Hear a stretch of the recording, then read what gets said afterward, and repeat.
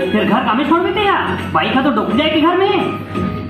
हाँ यार, क्या बोल बेटा, मैं तो ठेला में भी बैठ सकता हूँ, मोला कोई परेशानी नहीं हुई। मोर परेशानी ना छोड़, ठेला में कैसे? कहीं कोनो देख ले ना तो लफड़ा हो जाए। मोर माँ पापा भी घर में नहीं है। वाह बेड़ो, पूरा रास्ता क्यों जा रहे हैं? सब लोग वहाँ पर नहीं है।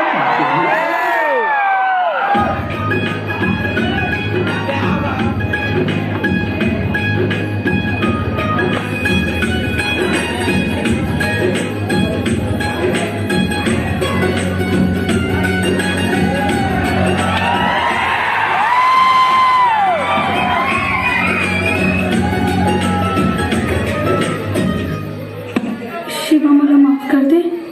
ते खबर माफी मांगा था। मोर वजह से विक्रम तोर बेइज्जती करिस, मोला अच्छा नहीं लगत है। अगर बेइज्जती के फल ऐसे हुई तो मैं रोज बेइज्जती कराए पर तैयार हूँ।